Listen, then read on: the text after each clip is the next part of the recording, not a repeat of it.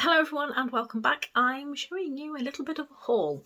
I know I said that I wouldn't be doing a lot of hauls this year because I'm trying to cut down on the book buying, but there's a few things that have acquired and that come my way, and I want to show you them just to wrap them up. I'm doing a bit of a no-buy. I bought most of this, I'd say, at the end of February, and between then and the end of April, I'm really trying not to buy any physical books because there's a trip happening at the end of April and I want to save everything for then. So I'm not quite sure when in March this is going up. I'm recording this at the start of the month, but I've kind of loosely planned what I'm going to put up for this month, and I think this is due to go up in a couple of weeks. So I'm not used to being this organised, but here we are, we're getting the video recorded. Most excitingly, I'm going to show you this book first. There is a whole new section to show you, a physical ARC. I have received my first physical advanced reader copy through the post, and I cannot wait. It's one of my most anticipated books of the year, and it is The Book That Wouldn't Burn by Mark Lawrence. This is out in May. So yeah, this is the first time I've received a physical ARC, and I'm so excited. I can't wait to get to this one. So it is a beautiful thing. It is one of these really floppy books. So excited when this turned up. So yeah, the cover is beautiful. This is just a wonderful thing to have. So very briefly, the synopsis. Eva has lived his whole life trapped within a vast library, older than empires and larger than cities. Livera has spent hers in a tiny settlement out on the dust, where no one goes and nightmares stalk. The world has never noticed them. That is about to change. This is Mark Lawrence's longest book to date, and yeah, as soon as I'm done with my SBFBO reading, I have this penciled in to discover what all this is about. So yeah, this was a very exciting thing that came through the post. I was so happy to get it. But yeah, that's out in May, and I don't know, I feel like a proper booktuber now. Other things, so let's just move stuff around. Galentine's Day. Me and Zara always send each other a little bit of something from our wish lists, and she sent me Evil Roots, Killer Tales of the Botanical Gothic. This is one of the British Library anthologies. I've had a few of these on my wish list for a while. They are lovely things, and I haven't bought any yet, but they're a weird size compared to normal paperbacks. But so this is short stories on a theme. A lot of their collections are like that. I do have a few others on my wish list, and I think a lot of them are available on Kindle Unlimited as well, which is really great. So yeah, there are some really interesting stories in this one, and it was just a nice little gift. So I did go to Lincoln the other weekend and see Zara, and I'm just sorting out my books here. So I didn't buy masses because, again, I knew this trip was coming up and I wanted to save my money for that, but I did have my eye on a few things. So first of all, this was in another vlog, but the copy was damaged, so I didn't buy it. So I said I was going to buy this from Lincoln, and I did. This is The Daughters of Izdihar by Hadia El-Spy.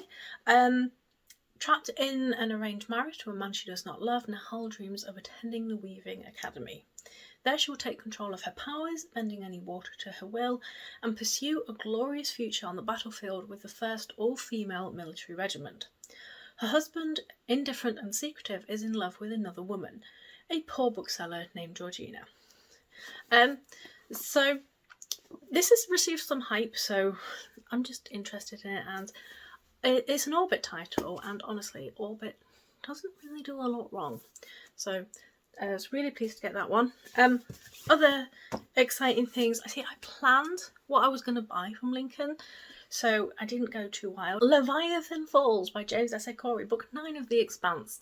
Let's not go and even look at the synopsis. It's the final book in The Expanse, and I've got books 7 and 8 to reread before I can get to this one. So this was finally out in paperback in February. So excited, I knew I had to get this one from Lincoln.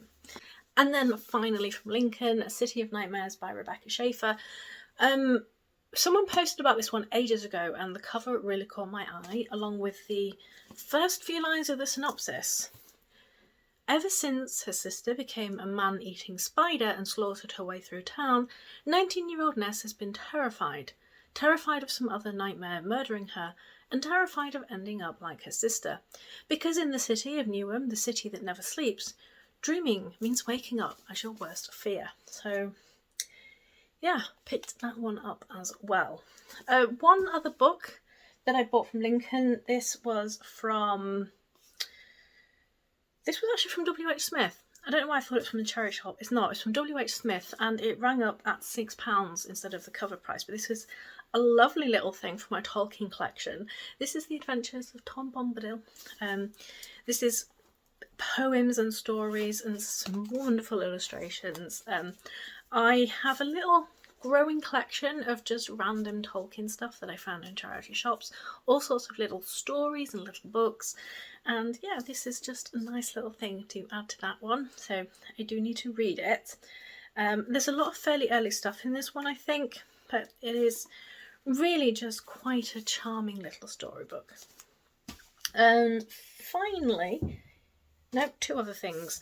I bought some bits for my cats from Amazon, and I did this. This is The Loosening Skin by Aaliyah Whiteley. I've had this one on my wish list for a little while, and I did read, what did I read? The book's over there, Sky Within, and I really enjoyed it, so I'm intrigued with her other stuff. People shed their skin, and it seems like all their memories and emotions go with their skin, so they shed them every 7 years. And then there's a drug that comes out where people can keep their skins, and then there are people who shed more often, people keep their skins. It sounds so weird, but yeah. Finally got a copy of that one. And then finally, this was planned by Lincoln, they didn't have any copies in, The Tyranny of Faith by Richard Swan. Yeah, Justice of Kings was great, so I knew I needed to get this one. This one continues to follow Conrad von Volt. It's a sequel, so I shan't really go into that one too much, but I'm looking forward, and it's so long compared to the first one.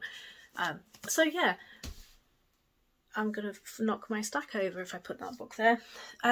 Those are the last books that I'm going to buy before I go away in April. Not quite sure, as I said, I think this one is going up in a few weeks, not sure.